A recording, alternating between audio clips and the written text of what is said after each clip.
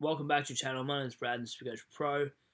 Today's team is the round 15 AFL Supercoach Preview. So hoping to get in the top 1K this week.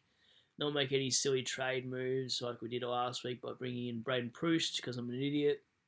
I was trying to save some coin. Didn't go too well. So yeah, the side going into the round, we're finally actually doing what we did or we were supposed to do last week. So bringing in Rory Laird and Callum Mills for Greg Clark and Braden Proust. A long story short, we're just going to hold Butters and DeGoey there, hoping they do come back because they would be really handy F7 cover and F9 cover, and they can actually just swap around anyway if I need them to cover a different line. And Greg Clark is too much of a medical sub risk to lose cash now at this point, and Proust is just useless. He's getting suspended, and I should have never brought him in. Probably the worst trade I've done this year, to be honest. But yeah, the team's looking pretty thin in terms of rookie coverage, which is a little bit worrying because at some point I probably will catch a donut.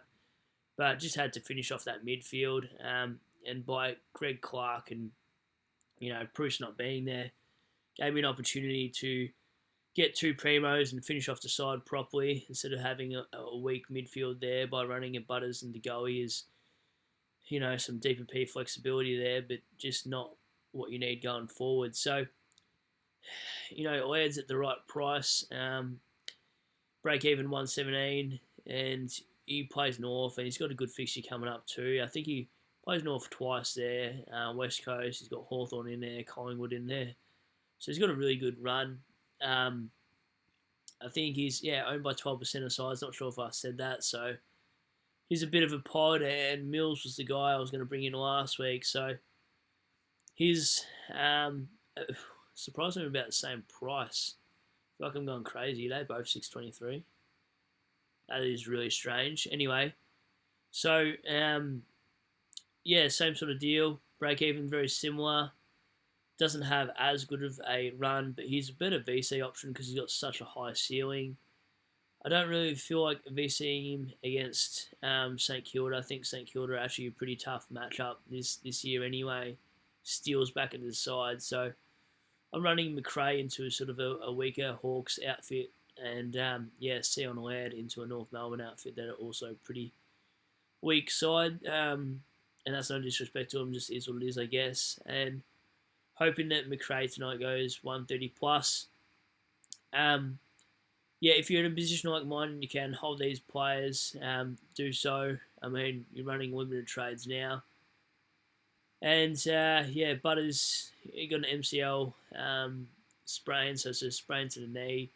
It's a strain 2, which normally means 4 to 6 weeks, but last year he came back after one round, and, he didn't play too well after that, but I'm willing to hold a Butters who's in best 22 and a DeGoey who's in best 22 than carry somebody like a Braden Proust who gets suspended every game or misses with a niggle, then hold him and hold a guy like Clark who is scoring 50s and going to lose cash generation at some point when he comes on the field in the last quarter and scores 12. So that's the thought behind those two moves.